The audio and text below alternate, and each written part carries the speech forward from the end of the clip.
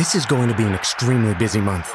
I have to watch 104 soccer games, follow the pregame, the postgame, yell useless opinions at the TV. It's a lot.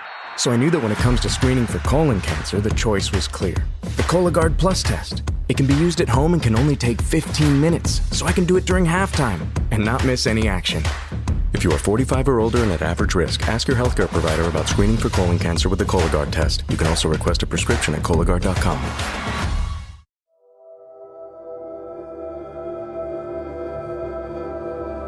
We're back here with Alison Duiker, and we have another special guest. She keeps on bringing these great special guests on. So we've been speaking to him for a while. So Alison, introduce to us who you have next to you. This is my prince.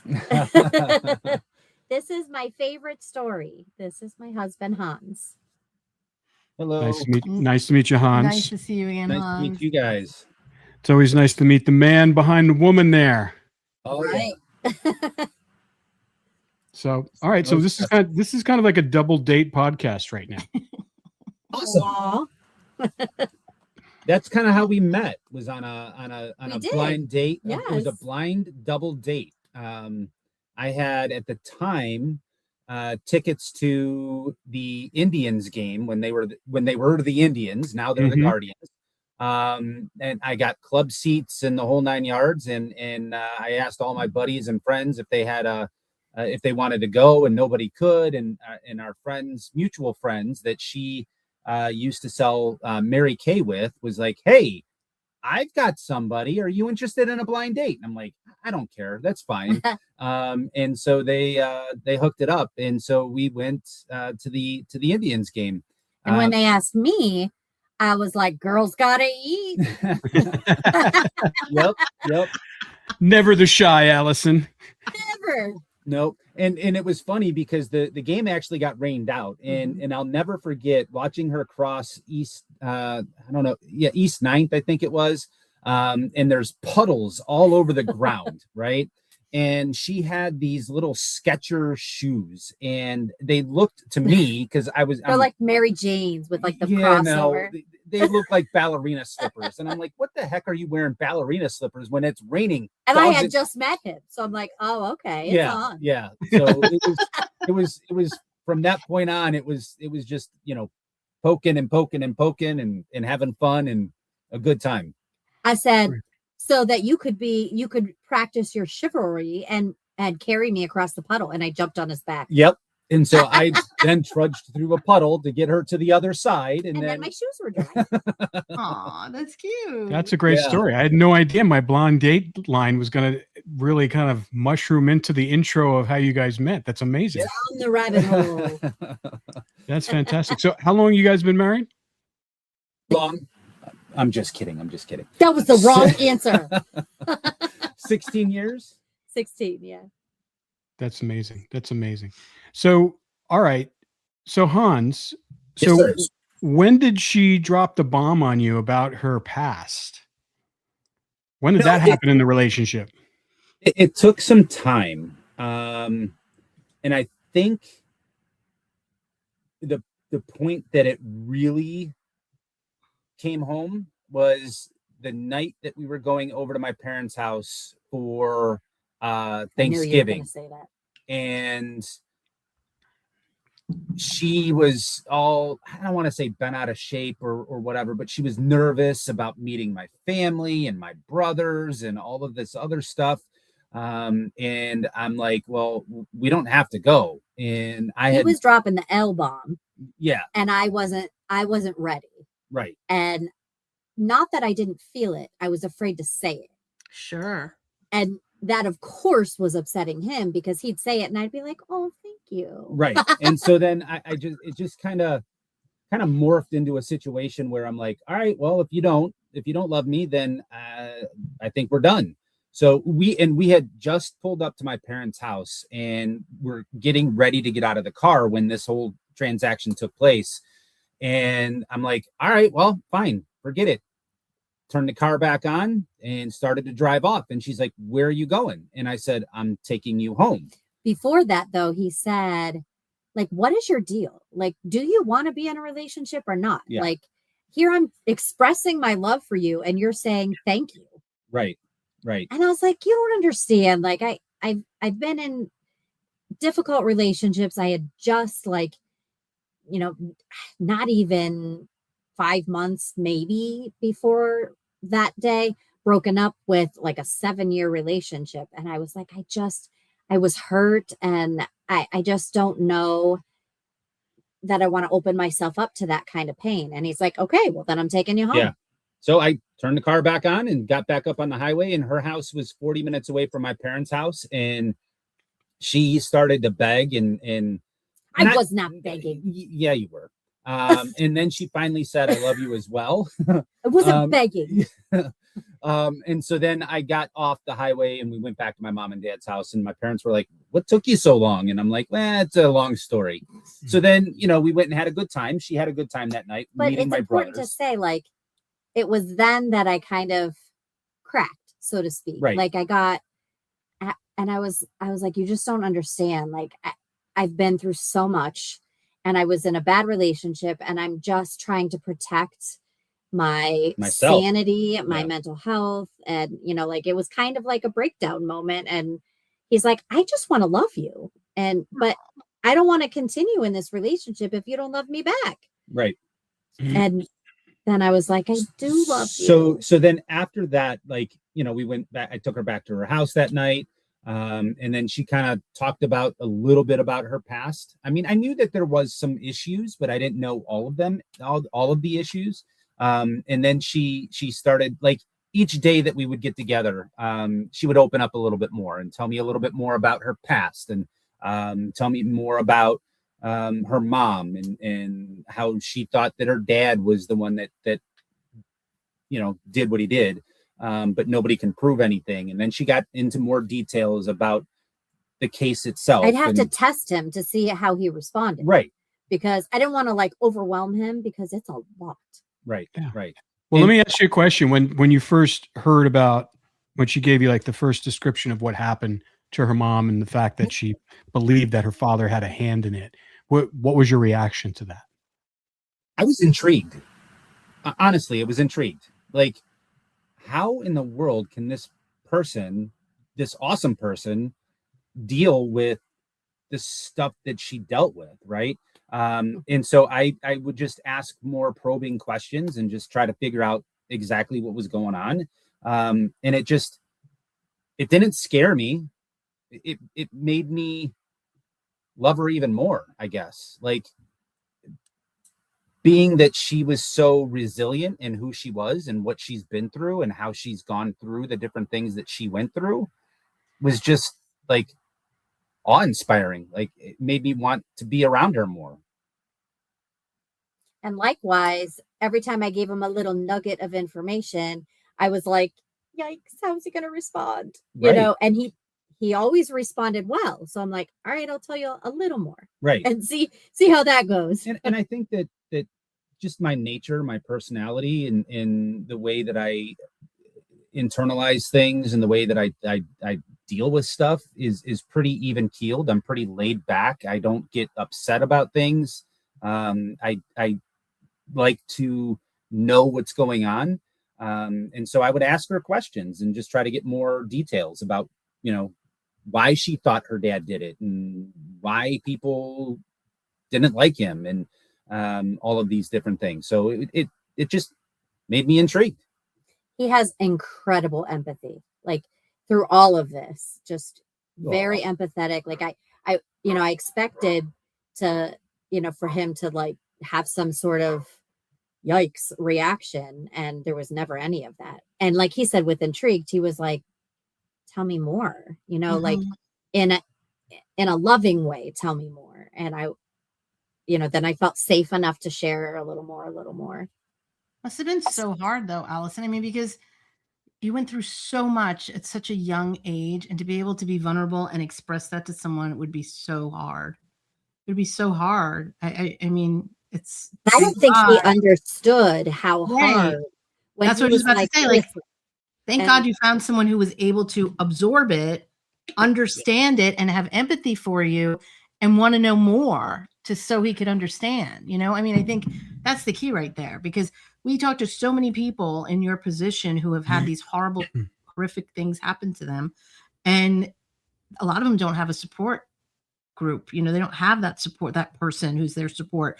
And that it changes everything.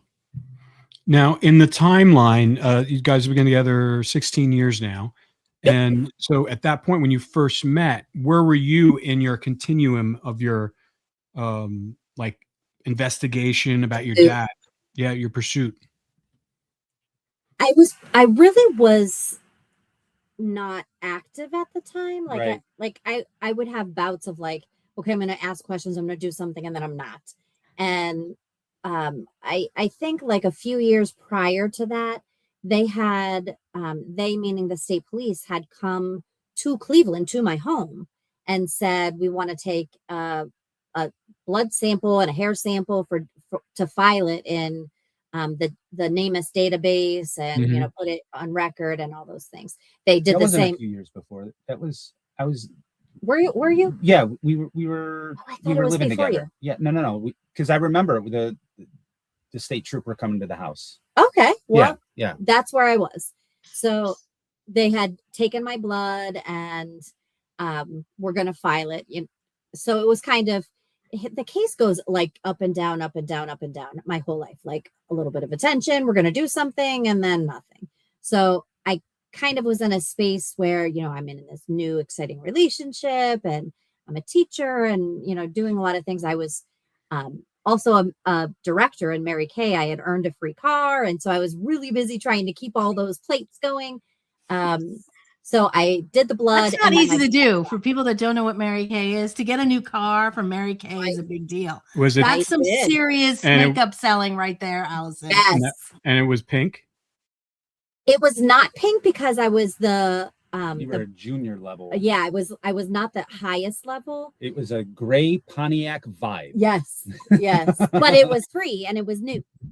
Listen, go. The highest level is I the think pink it's so sorry. The thing I think is so amazing about Allison is that no matter what she went through, like these horrible stories that like you can't help but cry listening to her and breaks your heart. And yet here she is like, I don't care. I'm going to go be a teacher. I'm going to go sell Mary Kay. I'm going to be the best at whatever I try to do. That's and, all right. You know, I'm just going to keep going and no one's going to tell me nothing.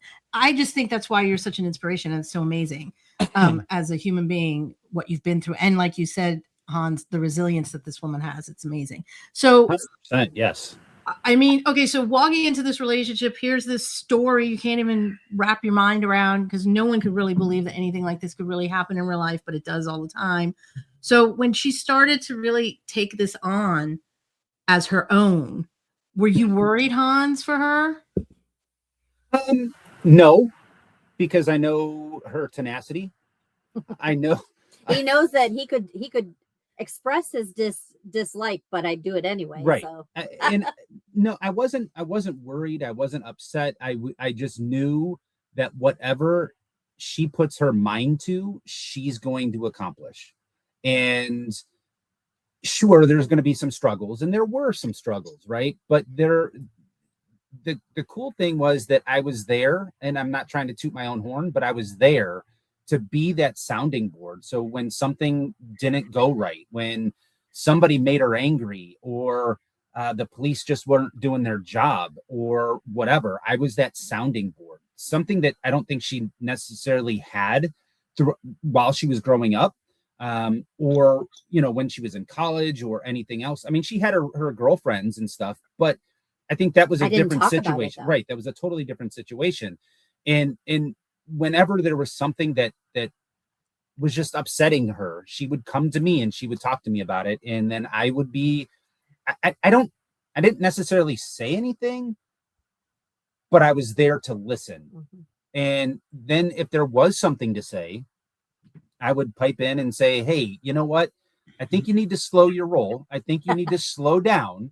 I think you need to think about it, because the way that you're coming across to people sometimes rubs them the wrong way. And it wasn't that she was doing it intentionally. It was just, that's her nature, right? That's who she is, and she wants to get it done, and she wants resolution, and she wanted it now. And unfortunately, it wasn't going to happen right now. And so I would slow her down and say, hey, let's put the brakes on. And I always received that well. Like I'm really good about constructive criticism. And I was like, I know that he loves me. So anything that he says is being spoken out of care and concern and love. So when he would say that, I would reflect on it. Like, okay, well, let me think about this. What's he saying? And how should I maybe look at this differently? And there were a lot of times that it was really helpful because I was like balls to the walls, like, let's go. Yeah. And sometimes, most of the time, that's really good for me. But sometimes I did need the chill of him to do that. But it also, so he said, like, I had a lot of girlfriends, but I didn't talk about this. Like, I was very, very, the majority of my life dissociated from this story. I did not want this story to have any authorship of my future. Like, I wanted it to have nothing to do with the choices I've made or wanted to make. And so I just shut it out. I didn't. Were you a little bit embarrassed about it? Yes, very. But at the same time, like, I was trying to set up the stage of my life in the way I wanted it to be. Like, I pretended, everything was fine at home because I couldn't face it. I couldn't, I was embarrassed, but at the same time, like, I had to pretend I was in this magical world that was perfect because the reality was too much. Yep. And what I want to say is, like, the safety and the security that came from our relationship helped give me the courage to actually start looking at it again and start, like, reclaiming it as my story. Like, I did not talk about it. I didn't tell people. Like, people from high school were like, I never knew. I'm so sorry. And I would say, thank you, because you helped me to live a normal life. Otherwise I wouldn't have been able to do that. But that the security and foundation of our relationship helped me to be able to start looking at it and talking about it. That's great. That's fantastic. That's great. So you provided the strength and the wall for her to lean on. Yeah. Yeah. And I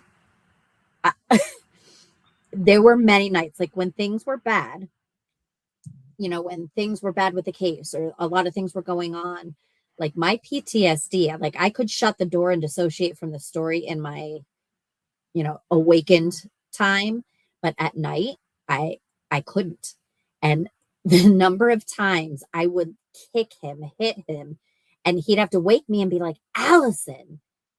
And I would be like, oh my gosh, I'm so sorry. There were a few times that she would be having these nightmares or whatnot, and literally, like, kick me so hard that, and I'm a dead sleeper. Like, if the kids make noises and stuff when the kids were young, I never woke up because I'm a dead sleeper. But she would kick me so darn hard that it would wake me up, and I'm like, what in the heck just happened? And then she's over, she's moving, she's making noises, and I'm like, what in the world is going on? So I would shake her and wake her up, and she's like, so I was having a bad dream, and I'm like, no kidding. I got the bruises to prove it. But instead of being angry that I just beat on him, he would, like, hold me. So, it would, like, restore, like, that, safety. Sure. I'm not there anymore, and help me to be able to go back to sleep. Yep. I was her big teddy bear. That's great. Well, it sounds like if you didn't have Hans here, I don't know. Do you think you would have been brave enough to handle all this? No, I don't think so. No, I don't. I think, I wouldn't have. I think you would have. I think she would have collapsed under her own pressure. Mm-hmm. You know what I mean? Like, True. I think that she would have been balls to the wall, trying to get stuff done, and then something would happen, and then she would just have a panic attack or melt or whatever. And I think if I wasn't there to just say, hey, relax, take a deep breath, calm down, let's talk about it, I don't think we would have gotten to this point. Honestly, I don't I think agree. so. I think that it would have, she'd still be searching for answers. I think that's what I was trying to say before. It's like there's a lot of people that we've met in this situation that didn't have that support system, that ruminated so much and spun around so much they couldn't get anything accomplished because you're just so frustrated, and if you can't find a safe space to kind of separate from what you're going through with this horrific experience, and you're just going to live it 24/7. It's I think that's a living hell. I mean, I don't even know how you come out of that. That's why it's God obviously brought you two together for each of you, but what a gift, because Alison, look what you've been able to accomplish with the support of a husband who loves you so much and was able to take this on and know how to handle it. Because a lot of people wouldn't know how to handle this. Like you said, you were afraid to even tell him in the beginning because you didn't know what his reaction was going to be. You get scared off. I mean, some men would have just been like, oof, I got to go. Too much drama. Too much baggage, right? You know? I mean, it's a lot. I mean, Yeah. you're having night terrors. You're, it's in your subconscious. This is your family unit. This isn't like, oh, distant relatives or whatever. This is your core family unit that was cracked open when you were 5. I mean, and the fact that, Bud was still around and alive and kicking. Living his best life. Yep. Living his best life. I don't know, I mean, just as a male, knowing that, I mean, that'd be a tough road to cross. There were a couple of times where that son of a bitch would do something, or she would find out something, and I'm like, man, where's he live? Where's my softball bat? I'm gonna go bust his knees. You know what I mean? Like, just the stuff that she told me about him. I absolutely despised this man. I never met him, but I despised him. And there were a couple of times where I was like, seriously, where's he live? I will go and crack him upside the head. Mhm. But I knew that doing something like that would obviously jeopardize myself, but it would also jeopardize her, right? And there was only like 1 or 2 times that I was to that point, right? I think the one night was the night that he tried to befriend us on Facebook. Yes. Like he sent Facebook friend requests, not only to her, but to me as well. I literally yeah. And I froze. And he's like, what's wrong? And I couldn't talk. Right. And I couldn't get the words out. And so then it was just like, we need to block this man. We need to do anything and everything. And that night was the night that I think I expressed her that I wanted to go bust him upside the head with the baseball bat. I actually, after that, talked to my neighbors and said, this is what he drives. If you ever see this vehicle in this neighborhood, call the police. Yep. Wow, it's so terrifying. That is terrifying, because he's taunting you now. And a lot of the serial killers that we deal with, and we've mentioned this to you before, because I mean, we have a feeling this isn't the first time this has happened with him. They do stuff like that. They like to taunt. They like to send a little message like that. Get in your good graces, Hans. Try to make Alison the villain. Try to gaslight everybody. That's kind of the MO for. I mean, we've talked to hundreds of serial killers at this point, and a lot of them, that's their MO. That's manipulation. Manipulation, but the gaslighting too. It's like, how dare you think it's okay to send a friend request after all these things that have happened? Especially knowing what he knew. Right. Knowing that he did what he did. That he killed your mom, and that, he's trying to ingratiate himself to you. It's almost like that is the now we're going to be friends. It's the epitome of narcissism. Right. Well, and he always, like, when I was in high school, I worked at a restaurant that he always went to, like to have coffee and stuff like that. And he would bring in, like, I was a runner, and I whenever you like place in track and field in the local newspaper, it would be posted, and he would bring in newspaper clippings and say, this is my daughter. And I would be so mad. Like, what right do you have to claim any claim to that? Right. And I ended up quitting that job because I just couldn't handle him coming in there and being like, oh yeah, that's my daughter. Of course, that's the narcissistic personality disorder trait. They want to take credit for anything you do because you're an extension of him. You're not even a person. So that completely makes sense that he would do that. It's disgusting behavior, and I can't even imagine how awful it felt for you.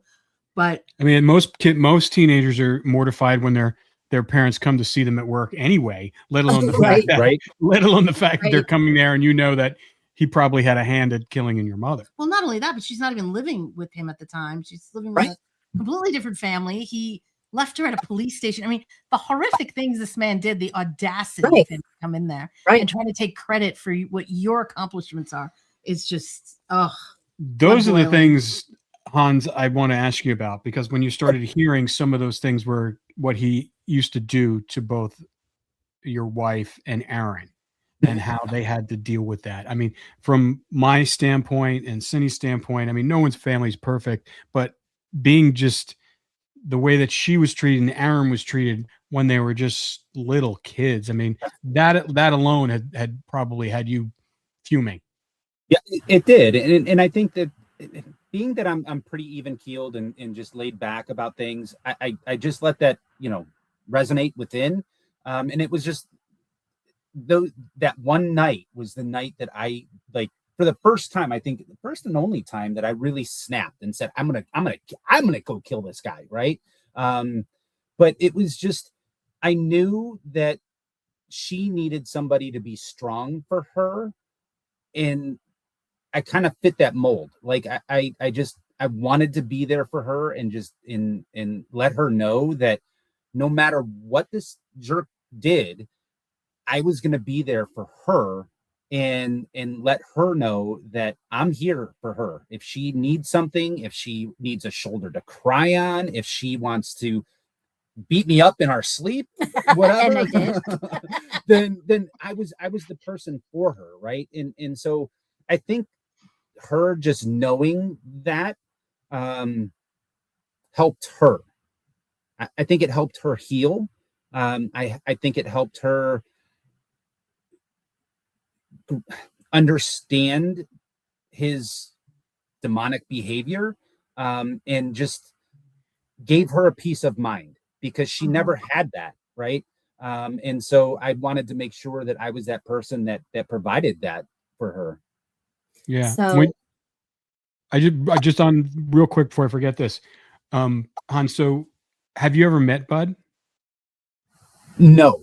Well, you saw it. I saw him twice now. We saw him when he had his PFA hearing, when he was wheeled out of the courtroom.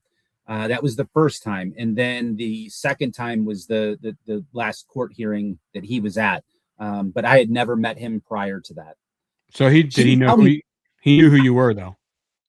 I think so, because he looked me up on Facebook, and that's right. And so, but I never was able, like, the picture that he had as his profile picture didn't look anything like what he. It was a very young picture. Yeah. And she always told me that he was big and that he was strong and whatever. Well, I'm not a small guy either, right? And so I was like, I don't care how big he is. I don't care if he shows up on my doorstep, I'll take him out. He's old, he's frail. I'm young. I'm a stud. Big guys fall hard. I'll kick him in the knee and make him fall down, and then deal with it that way. Exactly. That's great. So what I wanted to ask him is when you actually saw him being wheeled in for that first time, what went through your mind? I was like, really? You're this piece of shit. Sorry for my language, but you're the piece of shit that did this. You're the piece of shit that did this to my wife and my brother-in-law, and most likely killed, because at the time he didn't admit, the first time I met him, he hadn't admitted that he had done what he did, and I was just like, really, you? I at that time he was in trouble for strangling his girlfriend. Yeah. So it was just, I was just in disbelief that seeing him and understanding that he was the one that did all of these horrific things and whatnot. So So what I wanted to say was that his behavior, like his being angry and showing disgust and disdain for what had happened, it was the first time in my whole life that someone had that attitude, like that someone was angry for me. Mm-hmm. Like it was never about me. It was about what happened to my mother. And I was just a secondary casualty to that crime. And no one had ever, said that wasn't okay. I'm so sorry. It was never put out like that. And I felt like it was like the Dirty Dancing movie where Patrick Swayze comes over and he's like, nobody puts baby in a corner. Like he was that for me, where he came in and he's like, from now on, no one is going to put you in a corner. No one is going to look through you or whatever. And like something happened in me because I had never had that. Like I didn't know what that felt like. I was my own warrior. I never had that. Here's a story. Is it okay if I tell the? Don't use names. Okay, sorry. Well, I can bleep out his name. Okay, please. So that's important. Yeah. So we went to Bill and Judy's house for Christmas. Sorry. We went to her parents' house for Christmas, and a certain individual came into the house and shook hands with everybody in the house and shook hands with me, and I was standing right next to Al, and he totally walked by like I wasn't there. And so I just simply walked over to him and tapped him on the shoulder, and I said, hey, you didn't shake hands or say hi to Al. That's your sister. And he's like, oh, hi, Al. So later on that evening when we were leaving, her dad kind of came over and said, I'm sorry for his behavior. Good job sticking up for her, type of thing. So it was we were really close. Yeah. But he had never said anything like that to me. It was like he's a jerk. Just let it go. Right. And I was always the turn the other cheek girl. Like just ignore it, just whatever. But at some point, who's going to stick up for me? Like it's not okay. And it wasn't okay. It's not okay now. And it won't be okay tomorrow. But no one stood up and said, you will not treat her like that. Right. Until him. Good. That's the way it's supposed to be, to protect her. Right. Exactly. That's who I am. That's good. And it's also like when I talk about like therapy land, he is the best therapy I ever had. Ever. Like the greatest amount of healing in my life came through him. And again, it was the very first time when we got married and we created our own family. It was the very first time in my whole life that I felt like this was my family and no one could deny me. Like no one could say these children were not mine, and I felt that with him, where like we belong together and together we're raising these children that I cannot deny that they're mine. Right. Yeah. And I think that one of the other things is that I came from a family, with my parents still married. I have two brothers, and we were all in I was born in Kansas. My parents met in Kansas, got married in Kansas.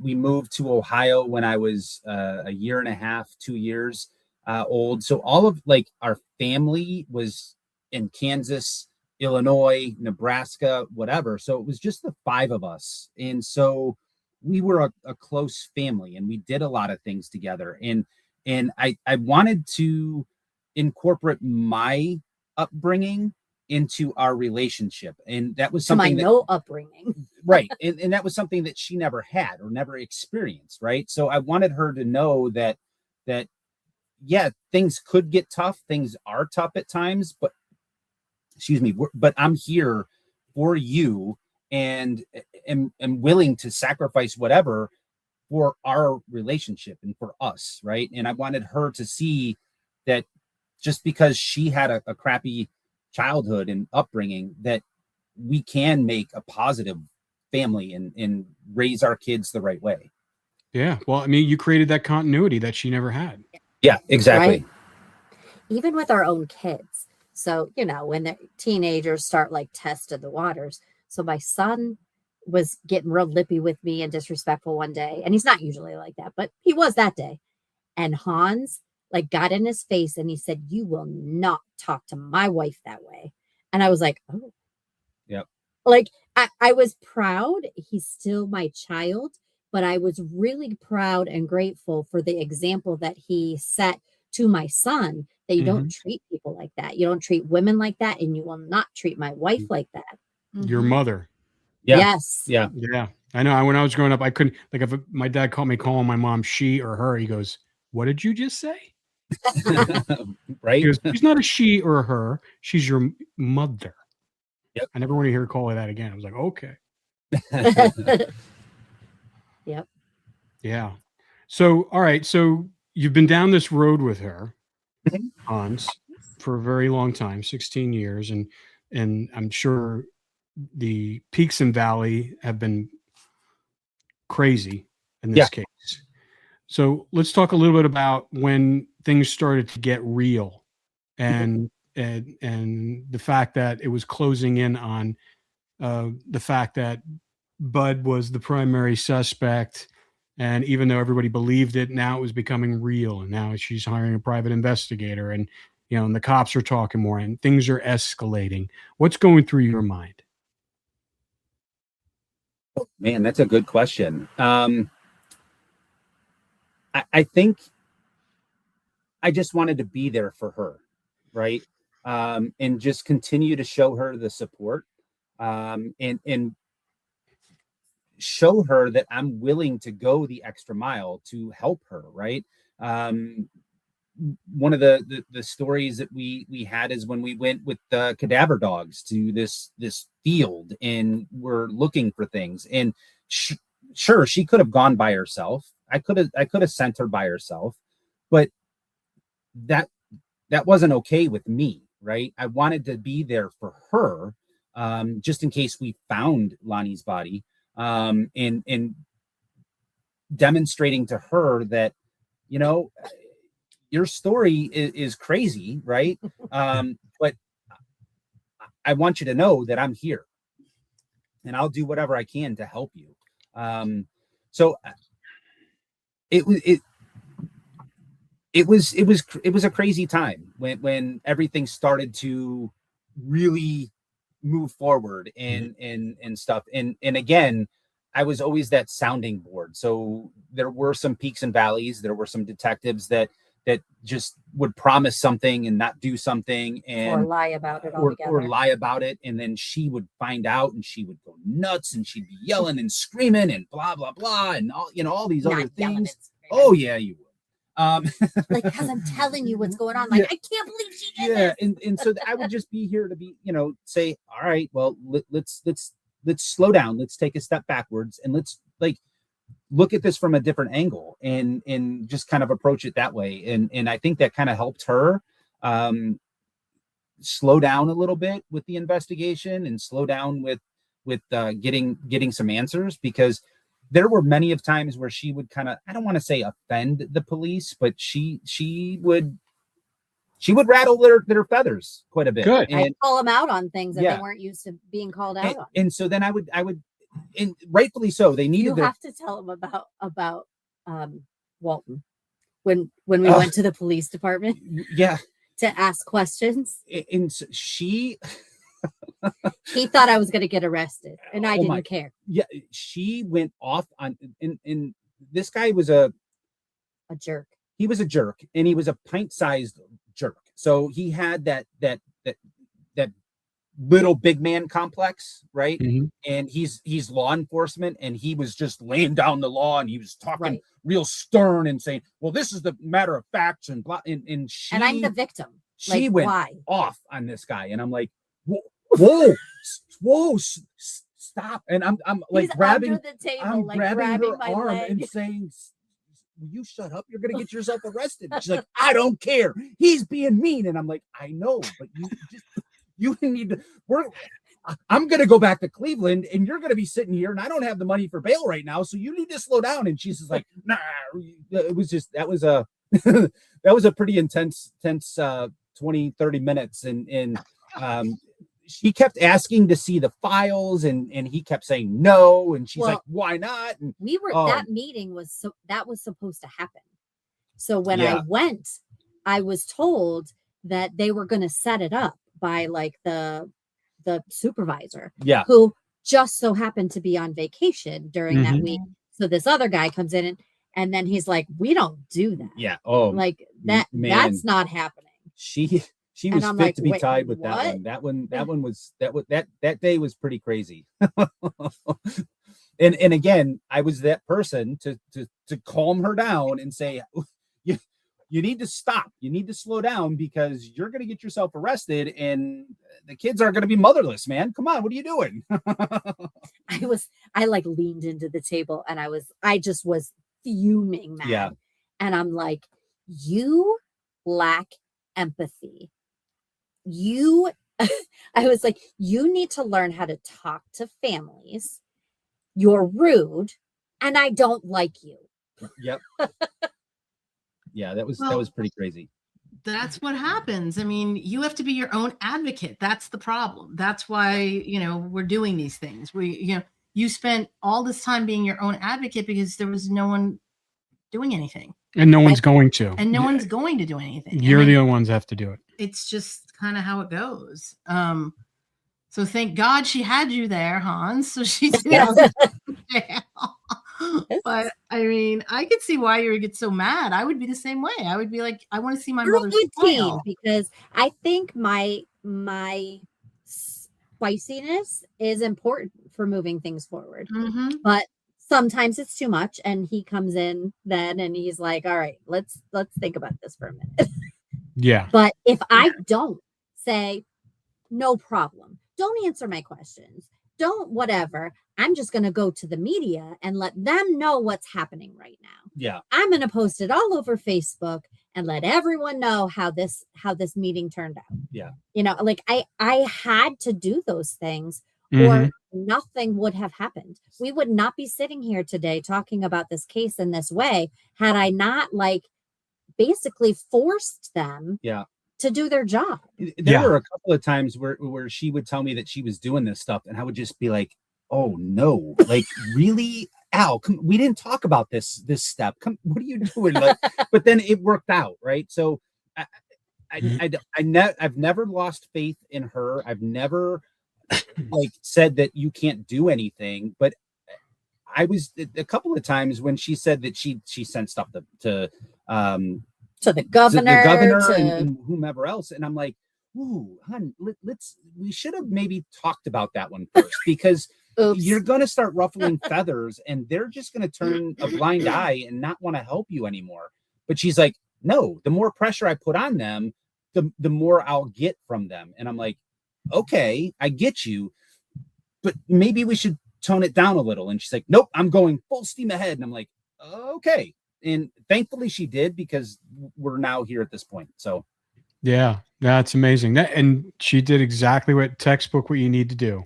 Yeah. Like I said, there's a lot of courageous women, a lot of courageous people out there, parents, mothers, daughters, that have been fathers have been in the same situation. And the one thing that the ones that move the ball are the ones that are the loudest, the noisiest, and the most, puts the most effort behind it.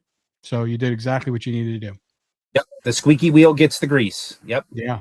You have to be your own advocate. If no one's going to help you and you want answers, you're going to have to do it yourself. Yeah. All right. I want to ask you to be an advocate. Like that has always been my role. So It's natural. You did it from birth. You were the advocate for both of your parents. I mean, that to me, I mean, I still can't, I'm still trying to visualize this little 5-year-old girl who's talking to adults and is being the liaison for these two grown people doing sign language.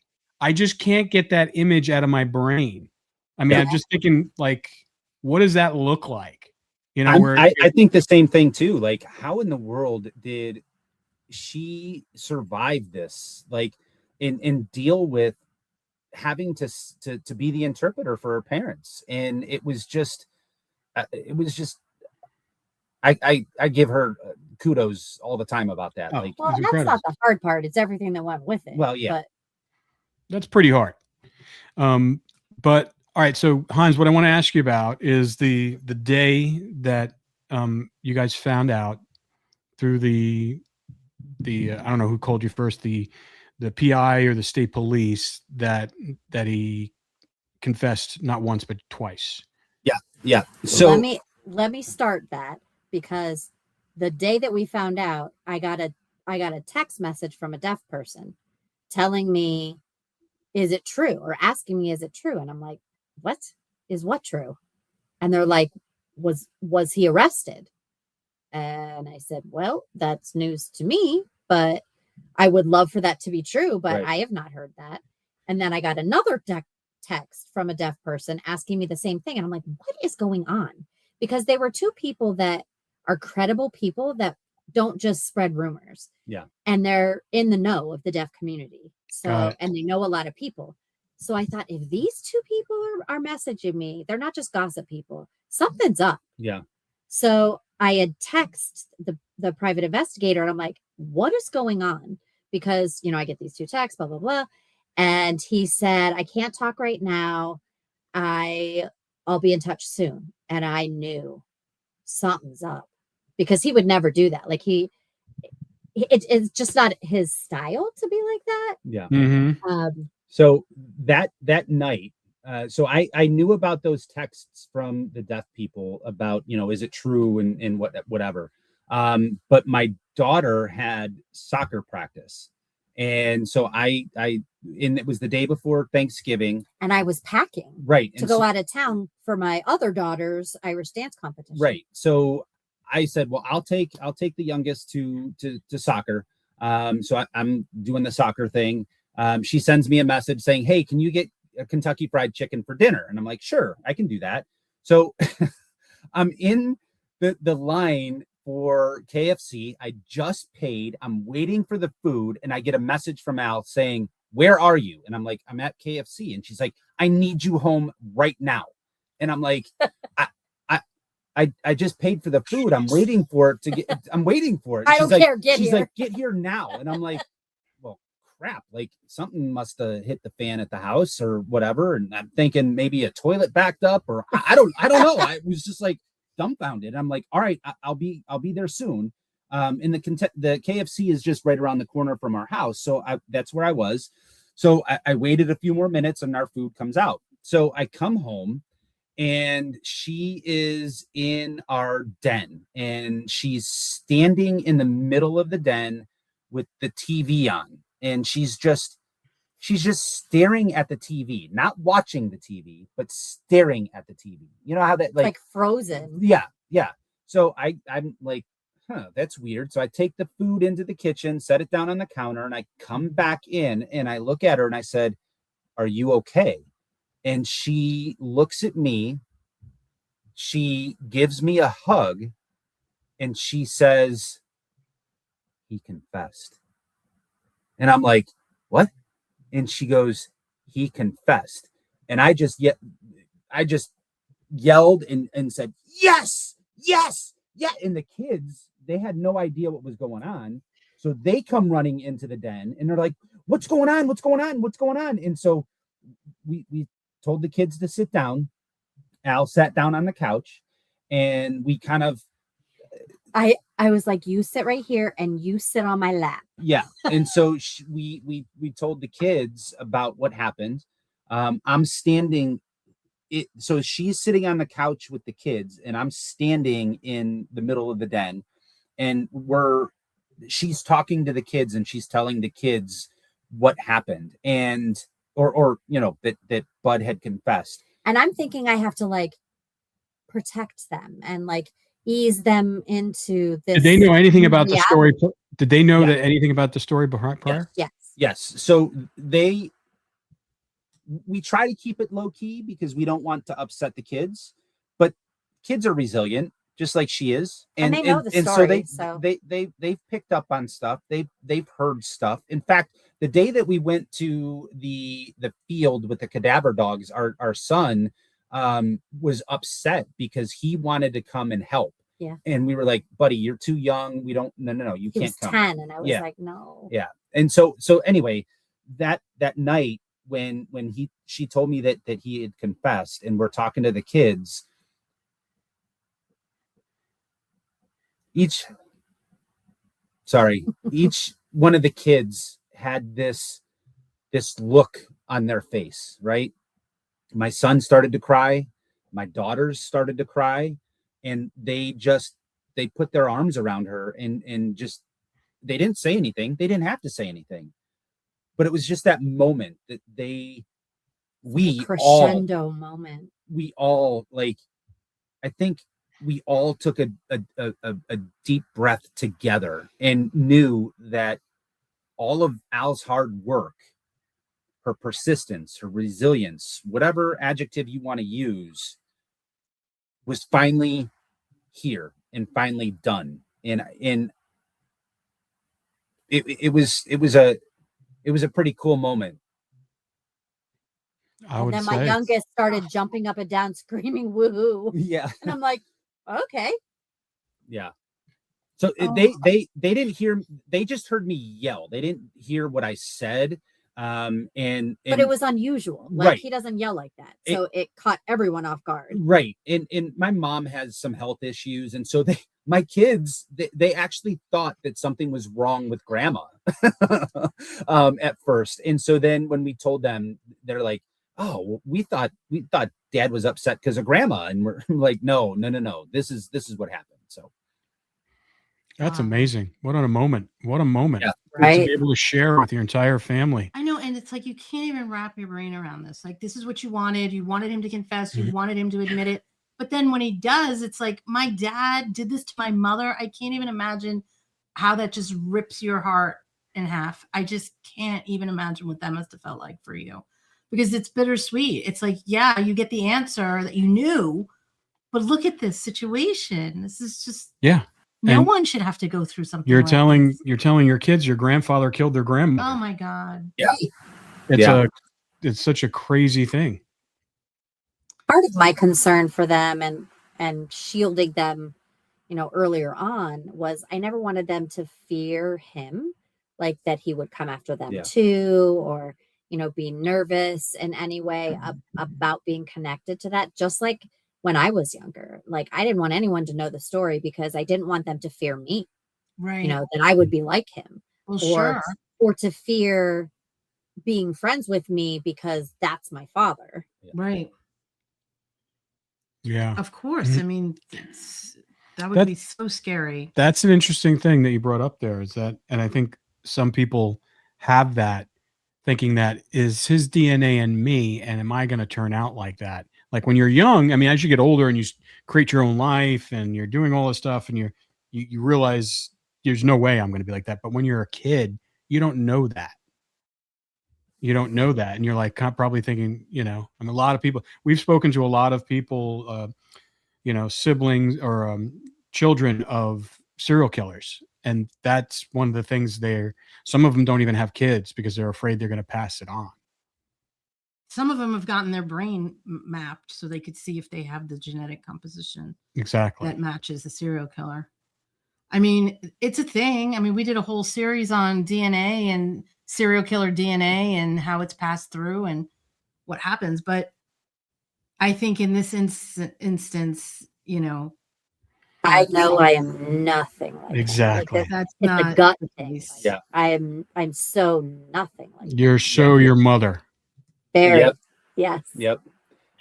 And I don't have any fears of my kids having that, because Well, because of me. No. That's true though. Right. Because they're half in. Right. In showing them the proper way to love my wife, have a best friend, show compassion, show empathy. I think that I'm not trying And to show toot my anger. own Like, horn. At the same time, like, we're not perfect. We argue about things or have Sure. different views or whatever, but we're never not a team. Right. We might argue about things, but it's a great example to my kids that, like, he doesn't beat me because he's upset with what I thought, and I don't beat him. Well, she Exactly. does when she sleeps. Only when you're Except when he's sleeping. And that doesn't count. Yeah. No, you guys are amazing. I think it's just such an awesome story to hear how you two met and the support that you had, Alison, through your husband, and what a wonderful family you created out of all this tragedy.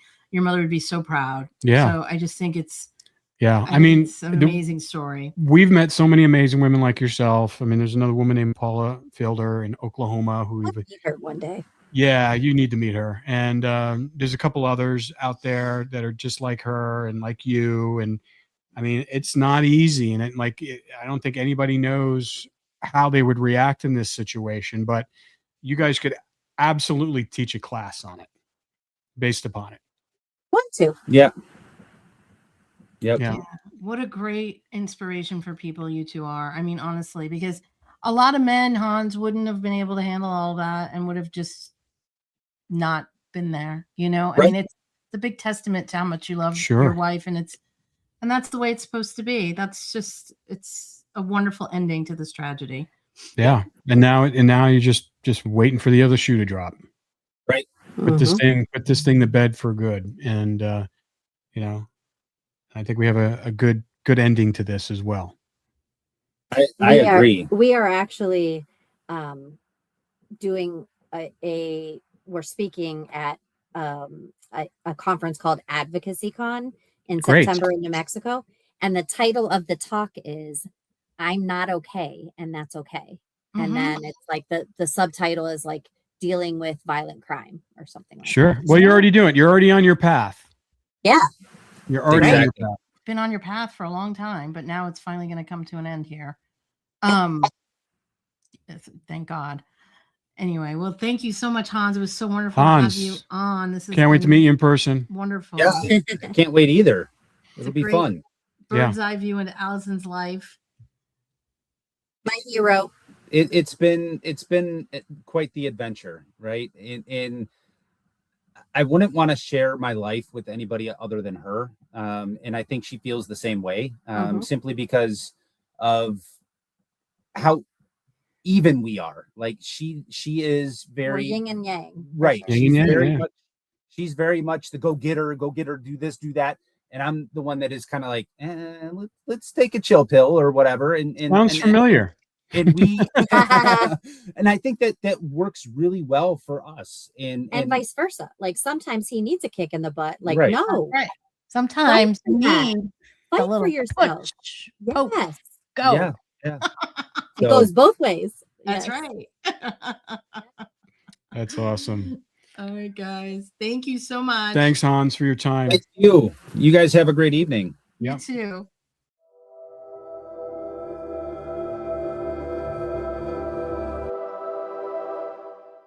This is a Monday.com ad. The same Monday.com helping people worldwide getting work done faster and better. The same Monday.com designed for every team and every industry. The same Monday.com with built-in AI, scaling your work from day one. The same Monday.com that your team will actually love using. The same Monday.com with an easy and intuitive setup. Go to Monday.com and try it for free. Yes, the same Monday.com.